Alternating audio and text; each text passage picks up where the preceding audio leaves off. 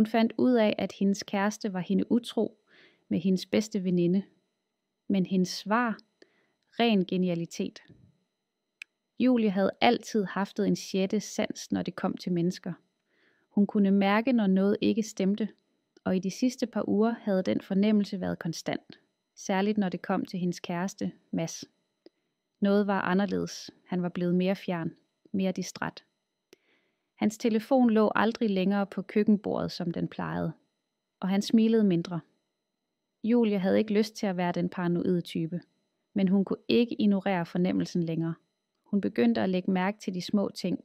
En ny parfume på hans skjorte, sene beskeder, og vigtigst af alt, hans pludselige møder, som dukkede op i sidste øjeblik. Det var en lørdag formiddag, da hun endelig besluttede sig for at handle. Mads havde sagt, at han skulle mødes med en kollega i byen. Noget arbejdsmæssigt, men Julie vidste bedre. Hun tog sin jakke, greb nøglerne og fulgte diskret efter ham, da han gik ud af døren. Hun havde aldrig gjort noget lignende før. Det føltes både forkert og nødvendigt på samme tid. Han tog metroen. Hun satte sig 2 vogne bag ham, skjult bag solbriller og hætte. Han steg af på Nørreport, gik ned ad gaden, og der så hun hende. Cecilie, Julies bedste veninde. De stod der, Mads og Cecilie, midt i byens mylder og krammede. Ikke et venligt kram, et intimt et. Cecilie lå på en måde, Julie aldrig havde set før, og Mads havde det blik i øjnene, han plejede at have, når han så på Julie. Julie stivnede. I det øjeblik døde noget inde i hende, men hun vendte sig hurtigt væk, før nogen kunne se hende. Hun havde ikke tænkt sig at konfrontere dem. Ikke endnu. I stedet begyndte hun at tænke. Hun havde brug for en plan. Hun vidste, at hævn ville være tom, hvis den kun var emotionel. Hun ville have noget mere. Noget, der ville brænde sig fast i deres minder. Noget, der ville vise dem, hvem de havde forrådt, og hvem de aldrig burde have undervurderet. Og der, midt i kulden og støjen fra byen, blev det første frø plantet til den mest udspekulerede plan, Julie nogensinde havde tænkt. Hun gik hjem, åbnede sin computer og begyndte at skrive. Ikke et brev, ikke en trussel, men et manuskript. Hun ville gøre dem til hovedpersoner i deres egen skam. Julie havde altid haft en kreativ sjæl. Hun skrev små noveller i gymnasiet, men havde aldrig gjort noget med dem. Nu blev hendes evner bragt i spil, men med et helt andet formål. Hun begyndte at skrive, som om det var en fiktiv fortælling. Hovedpersonen Luna blev bedraget af sin kæreste og bedste veninde. Men i stedet for at konfrontere dem, planlagde Luna en udspekuleret hævn. Julie lod ordene flyde, mens hun byggede karaktererne op. Hun baserede dem nøje på Mads og Cecilie, men gav dem andre navne og små ændringer, så ingen ville kunne bevise noget, men dem det handlede om ville vide det. Hun skrev i flere dage. Manuskriptet voksede. I stedet for et vredesudbrud, kanaliserede Julie sin smerte gennem sarkastiske replikker, skjulte symboler og nøje planlagte scener, og hun vidste præcis, hvordan det skulle præsenteres som en kortfilm. Hun havde en gammel bekendt fra sin studietid, Elias, som nu arbejdede med filmproduktion. Hun skrev til ham: Hej Elias, jeg har en kortfilm-idé. En mørk komedie om forræderi og hævn. Jeg har skrevet manus. Har du lyst til at mødes og høre mere? Elias svarede ADG hurtigt. Det lyder fedt. Kom forbi kontoret fredag. Vi tager en kaffe. Julie smilte. Hun vidste, at han ville være nøglen. Han havde netværket, teknikken og øjet for fortælling. Hun begyndte straks at redigere manuskriptet, så det var klar til præsentation. Fredag eftermiddag mødtes de i et lille studie i København. Elias læste de første sider og kiggede op med løftede øjenbryn. Det her, det er personligt ikke.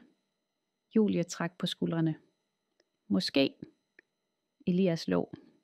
Det gør det bare bedre. Publikum elsker autentiske historier. De 2 begyndte at planlægge. Casting, locations, budget. Julie foreslog en idé, som Elias straks elskede. Alle roller skulle spilles af uprøvede skuespillere fra deres netværk. Men hvad skuespillerne ikke vidste var, at Mads og Cecilie selv ville blive inviteret til premieren.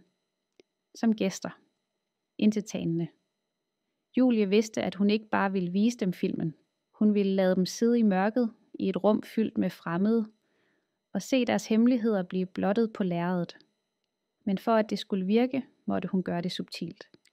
Ingen navne, ingen direkte referencer, kun stemningen, blikkene, ordene de havde sagt, gengivet næsten ordret. Hun vidste, at når Cecilie så Luna smile, som kun hun kunne smile, og når Mads hørte en replik, han selv havde hvisket i mørket, ville de forstå. Og det ville være for sent. Julie og Elias gik hurtigt fra idé til handling. De næste uger blev hektiske. Julie arbejdede om dagen på sin sædvanlige kontorplads, men om aftenen forvandlede hun sig til instruktør, manusforfatter og sjælelig kriger.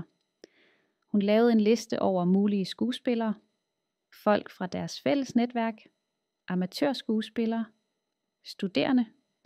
Hun castede en ung kvinde med samme karisma som Cecilie, og en fyr, der kunne fange Masses arrogante charme. Hun instruerede dem til at spille ærligt, men ikke for tydeligt. Ingen måtte tro, det var en hævnhistorie. Det skulle ligne kunst. Indspilningerne startede i en lejlighed, der lignede Masse. Kameraet gled gennem scenerne med en æstetisk distance, som om man så et fremmed par. Men Julie vidste, hvad det i virkeligheden var. Et spejl. En af de mest centrale scener var et middagsselskab, hvor Luna opdager sandheden gennem en tilfældighed. En lille sætning, et blik for længe, en hånd, der strejfer for tæt på. Det var præcis sådan Julie selv havde fundet ud af det. Hun instruerede skuespillerne med præcision. Se på hende, som om du skjuler noget, men kun 1 sekund. Nok til at publikum mærker det, men ikke ser det. Elias var imponeret. Han havde arbejdet med mange historier før, men denne havde en personlig nerve, som rørte alle på sættet. Alle følte, at de var en del af noget større, uden at kende den fulde sandhed. Julie redigerede selv de første råklip om natten. Hun satte scenerne sammen som en gåde, der kun gav mening til sidst. Og hver scene havde en dobbelt betydning. For alle andre var det en mørk fortælling om kærlighed og svigt, men for Julie og hendes mål var det bevis. Premieren blev planlagt. Et lille filmhus i byen sagde ja til at vise kortfilmen en enkelt aften. Elias inviterede branchefolk, Julie inviterede venner, og selvfølgelig under falske forudsætninger inviterede hun også Mads og Cecilie. Invitationen lød: kom og se en kortfilm om moderne relationer.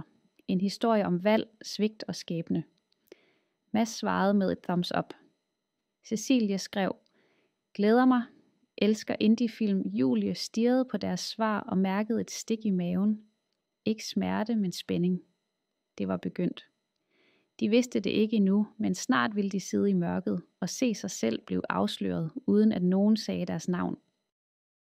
Premiereaftenen var kommet hurtigere, end Julie havde forestillet sig. Hun stod foran spejlet i det lille baglokale til biografen og trak vejret dybt. Hendes hænder rystede svagt, ikke af frygt, men af forventning. Hun havde ventet på det her øjeblik i måneder. Elias stod ude i foyeren og tog imod gæsterne. Der var folk fra filmskolen, nogle lokaljournalister og et par ansigter, Julie ikke genkendte. Sikkert folk fra Mads og Cecilies kreds. Og der kom de. Mads i en sort skjorte, afslappet, som om det bare var endnu en aften. Cecilie ved hans side med sit karakteristiske smil, læbestift perfekt, hendes latter som glas mod glas. Julie stirrede på dem gennem døren med et udtryk, der hverken var vrede eller sorg. Det var ro. Forestillingen startede. Lyset blev dæmpet, og publikum faldt til ro. Skærmen tændte, og filmen åbnede med et nærbillede af et par hænder, der flettede sammen, smukt og intimt. Så kom dialogen. Langsomt byggede scenen op, lag for lag. Julie sad bagerst i salen. Hun så ikke filmen, hun så publikum. Hun kiggede efter blikke, der skiftede, hænder, der strammede, smil, der stivnede. Da scenen med middagen kom, den afgørende afsløring, bemærkede hun Cecilie læne sig frem. Mads rørte på sig i sædet. Det var små reaktioner, men Julie havde ventet dem. De kendte historien, og nu var de ved at se den genfortalt. I en form, de ikke kunne benægte. Ingen navne, ingen direkte beskyldninger, men Sandheden havde en stemme nu. Efter filmen kom applaus. Nogen stillede spørgsmål til Julie og Elias. Hvordan havde de fundet inspiration? Hvad handlede filmen virkelig om? Julie smilede og sagde, om det øjeblik, hvor du opdager, at kærlighed ikke altid er i, hvad den ser ud til. Udenfor bagefter kom Cecilie hen. Virkelig flot arbejde, sagde hun. Meget intens. Mads nikkede, men sagde intet. Hans øjne var blanke. Julie smilede. Tak, det betyder meget, at I kom. Da de gik, så Elias spørgende på hende. Tror du, de forstod det? Julie svarede roligt. De forstod det. Spørgsmålet er, hvad de nu vil gøre. Nætterne efter premieren var tunge. Ikke af skyld, Julie følte ingen skyld, men af de tanker, der nu væltede ind. Hun genoplevede publikums reaktioner igen og igen. Hun tænkte på Cecilie, der stirrede på skærmen, og Mads, der ikke kunne holde blikket væk fra gulvet bagefter. Hun vidste, hun havde startet noget, hun ikke kunne kontrollere. En uge senere modtog hun en besked fra Cecilie. Kan vi mødes? Kun os to, intet andet. Julie overvejede det længe. Hun viste beskeden til Elias. Han kiggede på den og sagde, det er dit valg, men pas på. De mødtes på en lille café uden for byen. Cecilie kom for sent. Hun så træt ud. Ikke fysisk, men indvendigt, som en, der havde mistet kontrollen. Jeg ved, det handler om os, sagde hun uden omsvøb. Om mig og Mads. Julie rørte ikke sin kaffe. Hun svarede ikke med det samme. Du kunne bare have konfronteret os, sagde Cecilie, hendes stemme lav, næsten brudt. I stedet filmede du det hele om. Julie så på hende. I ville aldrig have sagt sandheden, og jeg havde brug for, at I følte, hvordan det var at blive forrådt, uden at nogen pegede fingre. Der opstod en lang stilhed. Cecilie kiggede ned. Vi troede ikke, det ville gøre så ondt. Det var aldrig meningen at skade dig. Julie svarede roligt. Det handler ikke om, hvad I mente. Det handler om, hvad I gjorde. De sagde ikke meget mere. Cecilie rejste sig. Jeg ved ikke, om vi nogensinde kan blive okay igen. Julie nikkede. Det er ikke pointen. Da Cecilie gik, sad Julie tilbage og stirrede ud gennem vinduet. En del af hende følte sig tom, men en anden følte sig endelig fri. Julie troede, at sandheden ville give hende fred, men ugerne efter afsløringen var fyldt med noget andet, noget uventet. Hun blev kontaktet af en underviser fra filmskolen. Din film rører noget ægte, sagde han. Har du lyst til at vise den ved festivalen i Aarhus? Julie tøvede. Det var aldrig meningen, at filmen skulle være andet end hendes egen form for hævn. Men nu kunne den blive til noget mere, noget større. Hun mødtes med Elias for at tale om det. De sad på en bænk i parken, hvor efterårsbladene dalede ned omkring dem. Hvis du viser filmen, sagde han, så bliver det helt offentligt. Ikke bare for dem, men for hele branchen. Jeg ved det, sagde Julie, men måske er det det, jeg vil. At tage kontrol over historien. Elias nikkede. Så gør det, men vær klar på reaktionen. Festivalen blev bekræftet. Julie redigerede filmen let, fjernede navne og lavede karaktererne mere abstrakte. Men essensen var der stadig. Svigt, hævn og hvad det gør ved mennesker. Premieren ved Aarhus Festivalen var en ny slags aften. Publikum bestod af branchefolk, kritikere og unge filmskabere. Stilheden under filmen var tung, ikke af uinteresse, men af koncentration. Efter filmen rejste en midaldrende kvinde sig op og sagde, det her var ubehageligt, men vigtigt. Tak. Julie smilede for første gang længe. Ikke fordi hun havde såret nogen, men fordi nogen endelig forstod. Efterfølgende kom Cecilie igen. Denne gang alene, men med et andet blik. Ikke vrede, ikke skyld, bare erkendelse. Jeg har set filmen, sagde hun. Og jeg forstår nu. Julie svarede ikke med ord. Hun nikkede bare.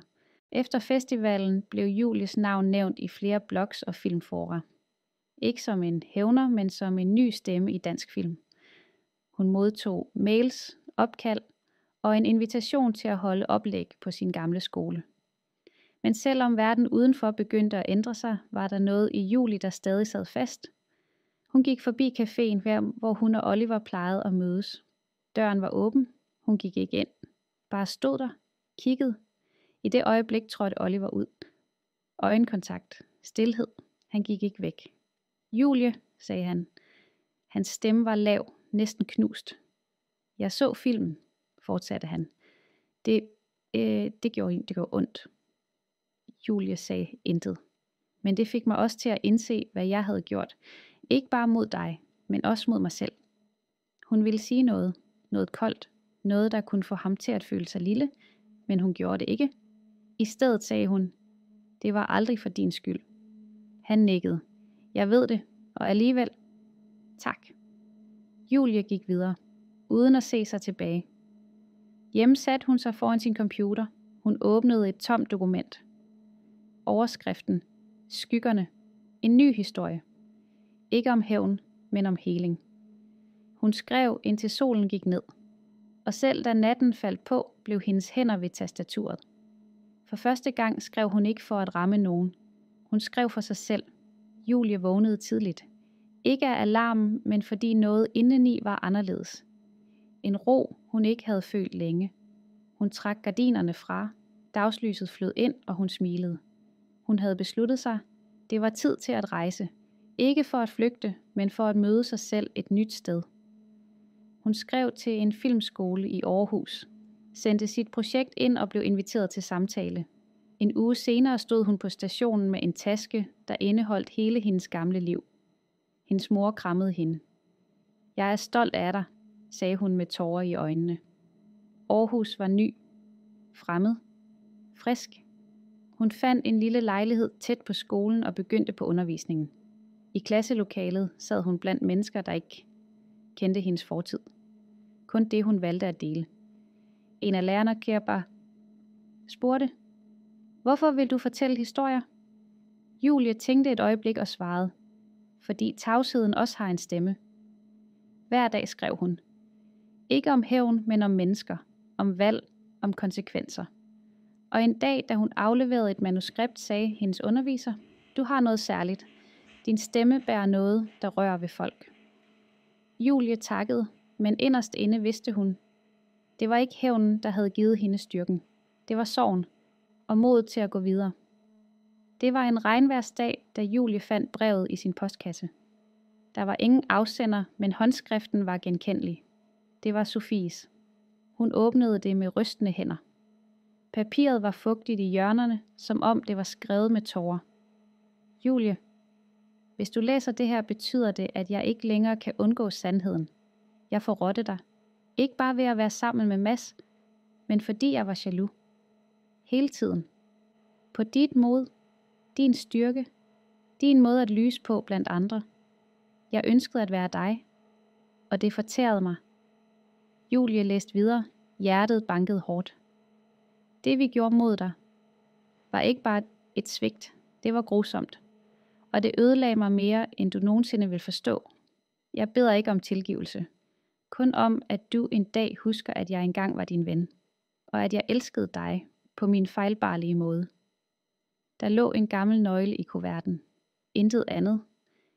Julie sad længe med brevet. Læste det igen og igen.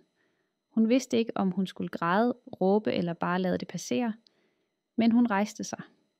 Tog nøglen. Hun vidste godt, hvor den hørte til. Nøglen passede til en gammel dør i et forladt sommerhus, hvor Julie og Sofie havde været, da de var små. Julie havde ikke været der i årevis. Stedet var dækket af støv og minder. Hun skubbede døren op. Den knirkede som i protest over hendes tilstedeværelse. Indenfor var der mørkt, koldt og fyldt med en tung stilhed. Der lå en mappe på bordet i midten af rummet. Hendes navn stod på den med store bogstaver. Julie. Hun åbnede mappen med rystende hænder. Der var billeder i den. Uredigerede, rå, ærlige billeder. Billeder af hende, af Sofie, af Mads, fra forskellige år. Fra skjulte vinkler. Som om nogen havde dokumenteret det hele.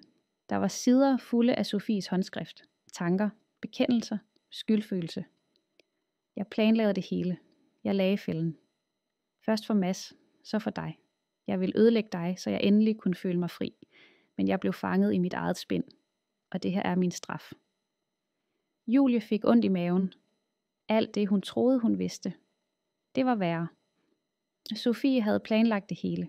Ikke bare en affære, men et bevidst forræderi, et psykologisk spil. Hun lukkede mappen. Han lagde den fra sig. Hun tog en dyb indånding.